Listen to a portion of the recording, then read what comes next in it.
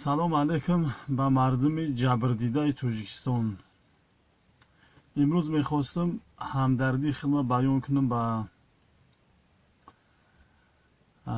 апаи Шӯҳрати Раҳматулло, ба воқеан ба ин модари шуҷоъ, ба ин модари ба ғайрат, ба ин модари ба номус, модари ба фарҳанг ҳамдардии худро мехостам баён кунам.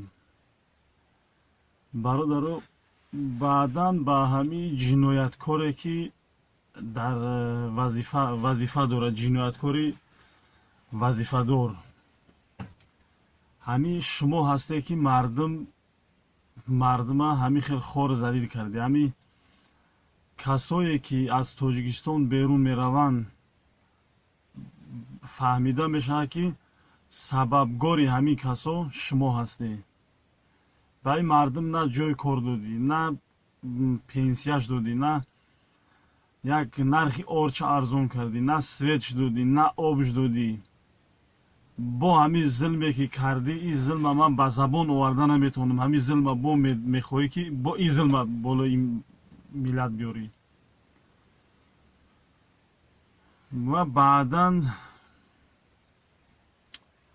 мехоҳам бигӯм ки ба Раҳмонов баъди ҳамин қадар хиёнати кардагӣ, светш надодӣ, обш надодӣ, ҷои корш надодӣ, як нафақаи хубш надодӣ, аз ватан беватанш кардӣ, баъди ҳамин қадар хиёнат бо мехоҳӣ ки бачаи президент шава, бо 30 солига бо ӯ зулм куна.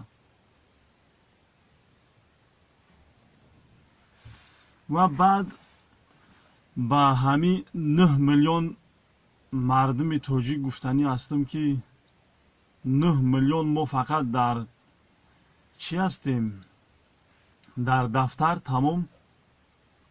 чӯ аз 9 миллион як ҷинояте мешава, одам кушта мешава, одам таҳқир мешава, одам ҳаққу ҳуқуқаш поймол мешава. дар ҳамин 9 миллион ҳамагӣ 5 нафар 10 нафар дида мешавад ки мехеза аз ҳамино дифоъ куна. ин миллат, ин 9 миллион журналист надорад. ин миллат ягон ҳуқуқшинос надорад, барои аз ҳуқуқи инсон гап зана ки ин одам ин хел ҳуқуқ дорад, ин хел бояд зиндагӣ куна, ин қадъи ҳеҷ ҳақ надорад дастдарозӣ куна ба либоси. ва баъдан ба ҳамин коркунои ҳукумат, ба ҳамаш, кадоми шумо баъди ҳамин бадбахтӣ, баъди ҳамин занаки тоҷик таҳқир шид, ҳаққу ҳуқуқаш поймол шид, кадомат истеъфо додӣ? ҳамин ҳоз агар дар як ғайр мебуд, намедонам дар як дигар мардум мебуд, баъди ҳамин бадбахтӣ, баъди ҳамин хиёнати кардагӣ, чанд мансабдор истеъфо медод, мебурмад, мегуфт ман тамом, ин бадбахтӣ қадӣ ман кор намекунам, истеъфо метиҳем. лекин шумо, барои шумо миллат муҳим нест. барои шумо ҳамун маблағе ки мере як каса зулм мекуне мегире, як каса таҳқир мекуне мегире, анаму муҳим аст. ватан, миллат, дин, муқаддасот, ино муҳим нест. агар инҳо муҳим мебуданд, чанда шумо истеъфо доабдед? дар чанд рӯз гузашт? дақиқа рӯз, 2 рӯз 3 рӯз гузашт, чандтад истеъфо доабдед? кадомат аз Тоҷикистон биромадӣ, фарқ надорад муллоҳои фурӯхташуда ҳастанд ё ки кадом коргари мақомот аст, кадомат биромадӣ таъзия баён кардӣ, гуфтӣ ки дар ҳақиқатан ба ҳамин хоҳар зулм шид. ин ҳукумати як ҷинояткор шидааст. барои як лайк 5 сол мешинӣ, барои намедонам як ҳозир ин ҳамин гапе ман задаистам, барои ҳамин мисол мумкин ягон 5 сол 10 сол ягон пожизнӣ дора мисол.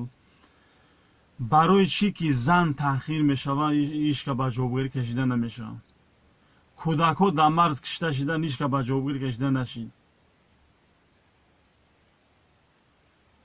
ҳаққу ҳуқуқи инсон ки дар конститутсия омадагӣ аст ки ҳеҷ кас ҳақ надорад ба либос як аз даст дароз кунад поймол мешавад, чӣ ба ҳеҷ ка ба ҷойгоҳӣ кашида намешавад. инора ҳеҷ кас намебинад.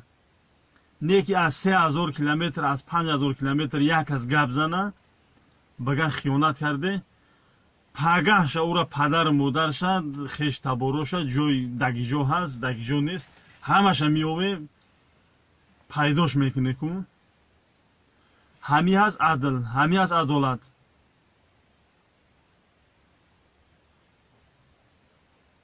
мардума ҳай мекуне, меге ки бибре дар иҷа сатр накуне. баъд меге ки қатъи доиш, қатъи ам ифротгаро, қатъи амвоҷ ихо одам пайваст. шумо ки ҳай шукуне бираванд дар ватани худ натонанд дини худшо пайравӣ кунанд, баъд дагиҷо биранд пайравӣ дин кунанд, баъд мераванд ҳар ҷоу ҳар чӣ. ин хел ба зулм ҳукумат карда намешавад. бас аст ки бовар ки ин хел ҳақиқатан миллат ҳам қабул кардааст ҳамин зулма, ҳамин хиёната, ҳамин чӣ чизе болои ин миллат мешавад. Миллат хаб надидааст, гӯё чизоро надидааст, кор надорад.